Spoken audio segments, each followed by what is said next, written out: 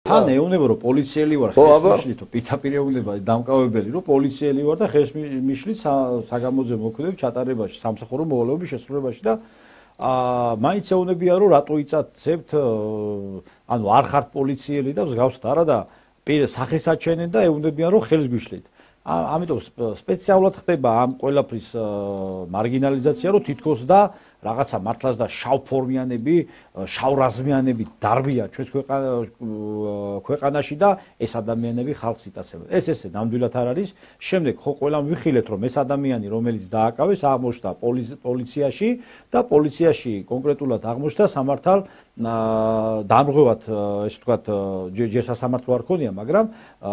ჯერჯერობით ყოველ შემთხვევაში პოლიცია თვლის რომ იგი არის სამართალ დამრღვევი. სასამართლოს რაც ჩათვლის ეს კიდე ცალკე საკითხია, მაგრამ ფაქტია რომ იგი მისი შეჩერება და მისი დაკავება მოხდა როგორც სამართალ დარღვევათა კოდექსის გათვალისწინებით. ანუ ყველანაირად აი ამ კოდექსის ჩარჩოებში. აქედან გამომდინარე დანარჩენი ეს ყოველივე არის დრამატურგია, რასაც ჩვენ ეს ტელევიზიები გვთავაზობენ და სხვა არაფერი. აქედან გამომდინარე საზოგადოება ხდება ამ ყოველივეს რომ თქვენი ეს რაღაც PR ტექნოლოგიები რომელთაც ცდილობთ რომ გაამძაფროთ და დაამძიმოთ მდგომარეობა არ გამოგდით და ვერც გამოგივათ. თუმცა აქ ძალიან ცუდი ის არის ბატონ ნიკოლოს რომ ხშირ შემთხვევაში აი როდესაც უცხოელებთან ხშირად მაქვს ჩემი პროფესიიდან გამომდინარე შეხება და ძალიან ბევრს უჩდება განცდა რომ აქ რაღაცა ცუდი ხდება. და რატო იცით? იმიტომ რომ ეს თვითონ ეს ტელევიზიები და ეს საზოგადოება რომლებიც აი ესე მსგავსად რაღაცა ადამიანს აკავებენ ადმინისტრაციულად არც სისხლის სამართლის კოდექსი არანაირ და ამას ამძაფრებენ თვითონ რა შავ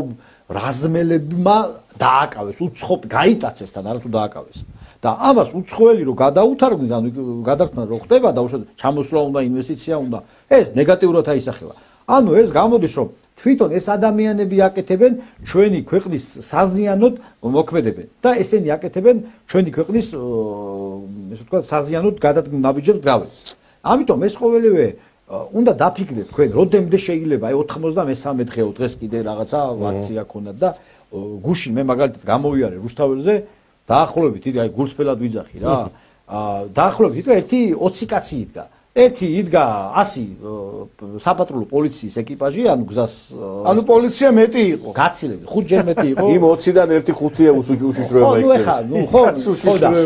აქედან გამომდინარე ანუ და ესენი მე შემდეგ ტელევიზიების მეშვეობით ცდილობენ რომ ეს ფონი შექმნან და აი ნუ ვისატყუებთ აი როგორ უნდა მოატყუოთ საზოგადოებაც აი თქვენივე ტყუილში რო ცხოვრობთ ვერ ხვდებით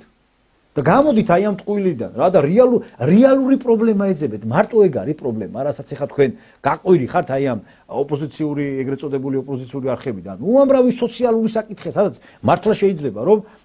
ესე ვთქვათ პრობლემა დავინახოთ და შემდეგ ამ პრობლემის მოგვარებაზე ერთად ვიზრუნოთ